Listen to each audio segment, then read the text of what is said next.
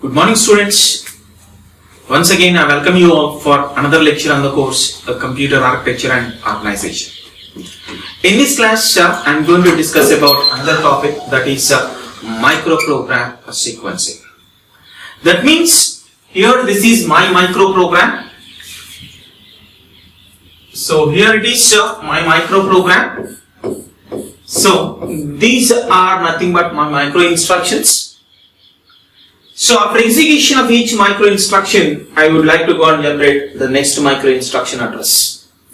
That means these micro instructions are executed in a sequence to perform a sequence of micro operations.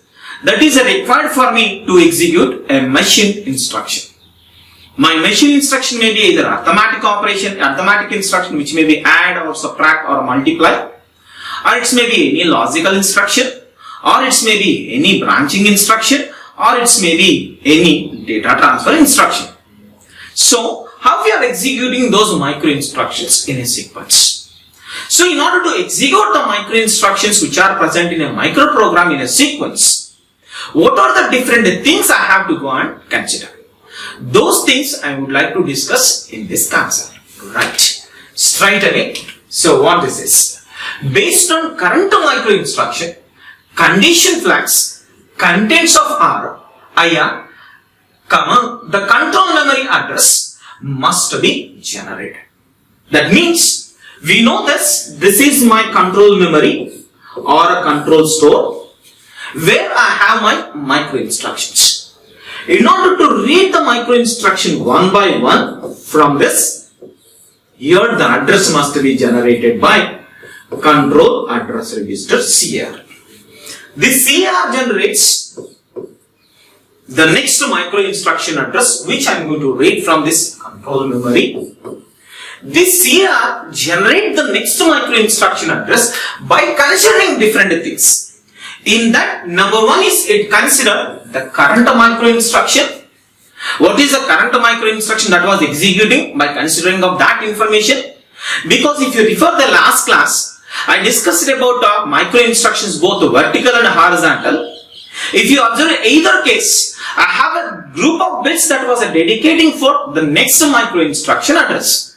So that in order to generate my next micro instruction address by this CR must consider the current micro instruction. It also consider the conditional flags. It also consider the content of instruction register IR. Based on all these things, my CR has to generate the address of next micro instruction, or it will generate the address of the control word what I was going to read from my control memory. That's the meaning of this. Based on the format of address information, that means if I go and took my micro instruction, in that case I have an address information. So based on the format of that address information, I classified the sequencing into three types. One is a two address fields, and the second one is one address field, and the third one is variable format. So by using of these three different techniques, I would like to generate what my next micro instruction address. That means here it may be an instruction consists two fields to represent next micro instruction address, or I can go and use only one field in the current executing micro instruction to give the information of next micro instruction, or I may go and consider the variable format. So I would like to go and discuss these three in detail one by one. So this is the first one, that is two address fields. See here friends, this is entire represents my microprogrammed control unit. MUPC, microprogrammed control unit. So how I was getting the control signal? Generally, the control signals I was getting from this. This is my control buffer register which produces the control signals. Because this is a register which can hold my micro instruction. This is my control memory, and this is my control address register, and this is my address recorder. So here the important thing is this. What my next micro instruction address? That is generated by here the multiplexer. This multiplexer, what the job of a mux? We know that a multiplexer is a data selector. That means it has 4 inputs. Out of these 4 inputs, it will select only one input. that will be transferred to output. That means at any instant of time out of this is the first, this is the second, third, and then this is a fourth. Out of all these inputs, I would like to go and identify which is my next micro instruction address that will be transferred to control address register CAR. Right. So here the CAR generates some address that can be decoded by address decoder. The decoded address information was applied to control memory and it is also called as control store. It is also called as control store. What is the job of this control memory or control store? This is the place where I can store my micro routines or micro programs. That means this control memory contains set of micro instructions which I can call as micro routine or a micro program. We know that for execution of each and every instruction, internally definitely I was going to execute a micro routine or a micro program. That means this control memory can hold the micro routines for the instructions which are present in my instruction set. That means this is the place which is used to hold the micro instructions which are necessary for to do a micro operations by using my system. So this is the heart. So it will generate the micro instructions as an output. So this is my control memory or a control store. And next this is the control buffer register, which is we can simply call as CBR. This is a register which can hold the micro instruction which was getting from this control memory. So see here friends, already we told you that it is a 2 address field micro instructions. That means out of all the fields, 2 address fields are dedicating for my next micro instruction address. And apart from that, we have another group of bits. In this group of bits, some of the bits are dedicating for control signals. These control signals are either given to the internal parts of my CPU or these control signals are going to apply to the outside of the CPU. That means I can go and apply my control signal to the memories or control signals to the IO devices. Along with that, I have some of the bits that is belongs to branch logic. So this branch logic considered the extra conditional codes or flags. These are also a part of my address selection. Because of my next address of my micro instruction is I can go and read from this control memory from which location that can be identified by considering all this information by this multiplexer. So this address 1, address 2 are given as an input to the multiplexer, as well as instruction register IR value are also given as an input to the multiplexer, and as well as this address selection, it will go on to select any one of these 3. That means this 3 represents select signals. So this address selection is done by branch logic. It will consider the conditional codes also. By considering all these things, either it will pick this, or it will pick this, or it will pick this. Based on this, it will go and generate my next micro instruction address. So, here why it is a 2 address fields? Because in every micro instruction there are 2 fields. Those are 2 fields are corresponding to my next micro instruction address. That's why this is what I can call is 2 address field technique. Right. Coming to the next one. 1 address field. Everything is similar to previous structure, but only one difference is, in previous case here in the control buffer register, there are 2 address fields, but now here I just have only 1 address field.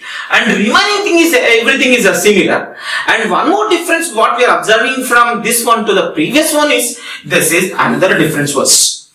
So here this is a CR register, control address register, which is given to the input of address decoder. That address decoder gives an address information to the control memory of a next micro instruction. What I am going to read from this, that is again copied onto my control buffer register CBR. So here my next address, that is either this is one option for me, that is the address I was getting from the current executing micro instruction, or it may be the second option is CR value plus 1. For example, right now CR points are some 2000 H location of my control memory.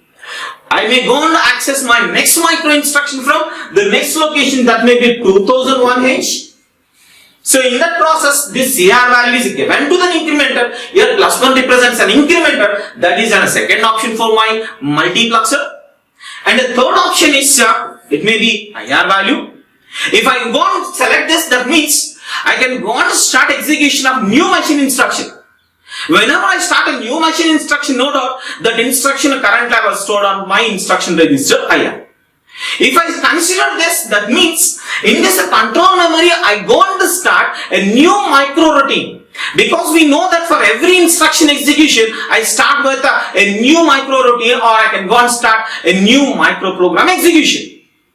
So in that case I consider this. Again, this branch logic, either it will go and select this or select this or select this to go and give a next address which I am going to access my micro instruction from the control memory through this address register, that is a CR. So in that case again my branch logic consider the flags, that is nothing but conditional codes, as well as the branching conditions from this current executing micro instruction. By based on this and this, it will took a decision. It will take a selection of any one of these three as my next an address which is copied onto control address register. And in this case also it is very similar to previous one. The sum of the bits in this micro instruction, that is belongs to the control signals. These control signals we are given to the two different areas. One area is the control signals are given to the internal parts of a CPU, or the control signals are given to outside of the CPU. That means the control signals are given to the memory, or the control signals are given to IO devices. So that is why it is a single address, because in this case our micro instruction consists only one address field that belongs to next micro instruction. So that's why it is called one address field. Next we shifted to the third one, that is a variable format. So why it is a variable format? Here this is the interesting part. This is our interesting part. That means this is my control buffer register and this is my controlling bit. It is my controlling bit. So this case is 1 or it maybe is equal to 0. This case is 1 or it is equivalent to 0. So we can go and discuss what this is. In this case also the important thing is generation of CAR value, that is a control address register value, which gives the address of the next micro instruction what we are going to execute, or I am going to read which control word from my control memory or a control store next. That address is provided by this control address register CR. Again, this CR get the information from the multiplexer. Here again multiplexer consider the information from the current executing micro instruction, or it will get the information from CR value must be incremented, or it may get the information from instruction register IR. Any one of these three will be given as an input to the control address register CR. Now coming to here, it is an important one. In this control buffer register, like you can assume this bit is set to 1, this bit is set to 1, then all the bits of this particular CBR is given to gate and functional logic. This is the block which will generate the required control signals for your micro operations. I repeat once again, if I assuming that this most significant bit is 1, all the bits of this CDR given to the gate and functional logic, this is the block which will generate the required control signals to perform your micro operations. That is the case 1. And case 2 is, if I make this is equivalent to 0, if it is equal to 0, this is divided into two fields. This is a one field, this is belongs to the address field, and this is the second field, this is belongs to my control signals field. These are given to branch logic like a previous case. This branch logic also consider this branch control field information along with my flags. By considering these things, this branch logic select any one of these three as an inputs to this control address register CR. In previous cases, this is not the scenario. In previous cases, your control buffer register consists either one address field or two address fields, which gives the information regarding to what my next micro instruction address was. But coming to this variable format, it is completely different. In one case, except my most significant bit, that will take a decision. If my most significant bit in this example are considered as a logic one, in that case the whole bits or the rest of the bits of my CBR are involved in generation of control signals through this gate and functional logic. And if I make my most significant bit is equal to 0, that case is helpful for me to calculate what my next micro instruction address was. In that particular case, least significant part is used for me an address for next micro instruction address, and the next part is for me the branching information. These are two are considered by my branch logic along with my conditional flags information. Based on this branch logic took a decision. It will go and pick either IR value based next micro instruction address or the address what I was getting from a CBR. Based on that I may get what my next micro instruction address, or I was get an incremental output which may be considered my next micro instruction address. So by using of any one of these three different methods, I would like to go and generate what my next micro instruction address in my control memory. So this is the way what we can identify how I can go and read the micro instructions in a sequence from my control memory with the help of these three different sequencing methods, that is 2 address field or 1 address field or variable format. I hope you understand what this concept was. Right, thank you for patient listening. In the next class, I would like to discuss another important topic. Thank you very much for patient listening. Thank you very much once again.